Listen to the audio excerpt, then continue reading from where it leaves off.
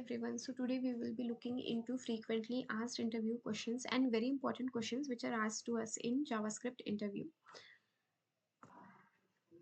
So let us see our first question. First question is JavaScript a dynamically typed language or is it a statically typed language? So answer is JavaScript is dynamically typed language. What is the difference between dynamically typed and statically typed language? In statically typed language, for example, statically typed language are C, C++, Java.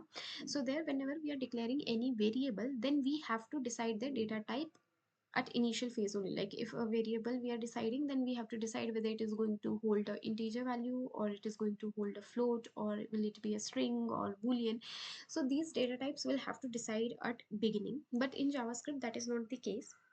In JavaScript, we can initialize, we can declare our variable just with var let const keyword, and then afterwards it will be decided that what is the data type. We can store string, we can store boolean value, or we can store the number, anything we can store. So JavaScript is dynamically typed language, and it means that all the type checks are done at runtime when program is executing.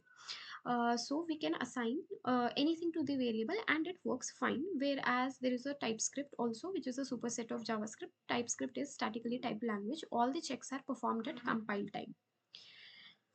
Next question is, what are different data types in JavaScript? So you can answer this question by saying that data types in JavaScript are divided into two different sections. First is primitive data type, next is non-primitive data type.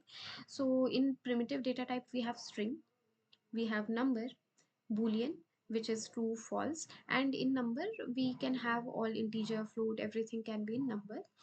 And boolean, as I said, true or false. Null is also a separate data type in JavaScript. Undefined is considered as a data type in JavaScript. We have big int for storing extra large number, and then we have symbol. So symbol is useful for storing a unique value. Next, we have non-primitive data type. In non-primitive data type, we have object, we have array, and we have date. So when you make use of type of array function in JavaScript, we get type of array is object, but still you can consider that array is a data type. And in non-primitive, we have object, array, and date. Let us see the next question. Next question is, what is hoisting in JavaScript? So hoisting in JavaScript, so what happens is, in other scripting or other server side or other programming languages, variables or functions must be declared before using it. Okay, if we are making use of any function or any variable before like when we have not initialized and we are trying to use, then we will get an error. But in JavaScript, variables and functions can be used before declaring it. The JavaScript compiler moves all the declaration of the variable and the functions on the top. So there will be no error. This is called as hoisting. There is also a concept called as temporal dead zone, and what and all are the things which get hoisted, which we will be seeing in the next video, in the next PPT. But yeah, in hoisting, you can mention this definition that JavaScript compiler moves all the declaration of the variable and the function at the top, and we don't get any error. Next question is, what are the things that get hoisted in JavaScript? So we have function declaration that gets hoisted completely, fully hoisting.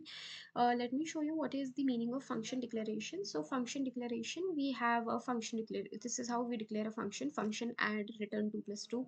So this can be anything, any function, and then we have add. So we are making use of this add function before declaring it. So this is called as declaration, where I have written function add. This is called declaration, and usage is before declaration. So in JavaScript we will not get any error, but in other in other languages, if we are doing the same, we might get error that add is not defined. So this is the advantage of JavaScript. Next is var. Var keyword is fully hoisted. Var is useful for declaring a variable. Var keyword is fully hoisted. Next we have arrow function, which was introduced in ES6. So arrow functions are not hoisted, where we make use of let function name and then arrow function. They are not hoisted. Let and const. Anonymous function expressions are also not hoisted. Let is hoisted, but they are not initialized. So in var, what happens in var? In var, we get, whenever we are making use of var for declaring any variable, we are trying to access the variable before declaration, then we get undefined. value will be undefined. It is where variables are initialized to undefined, but in case of let and const, they are hoisted but they are not initialized, they are in temporal dead zone. What temporal dead zone is the next question. We will be looking into that. Const also the same, it is hoisted but they are not initialized. Class declaration, if you are making use of class based component, then they are hoisted but they are not initialized. We will see the next question. Next question is, what is temporal dead zone?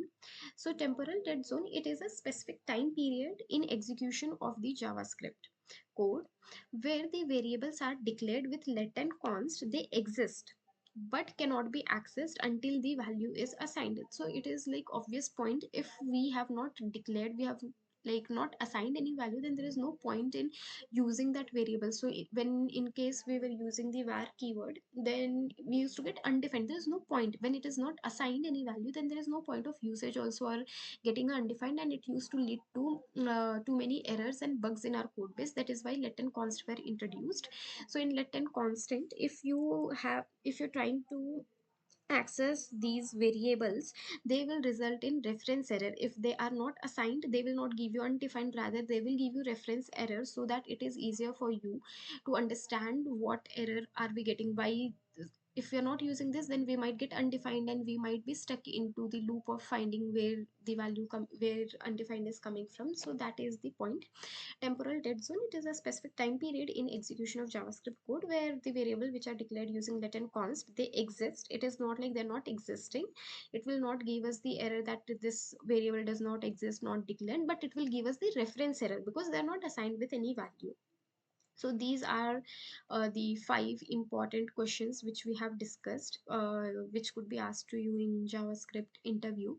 If you found this video helpful, then you can like and subscribe to our channel. Also, you can give us any feedback if you want to give in comment. So your support matters a lot and it will motivate me to make further videos like this. Thanks.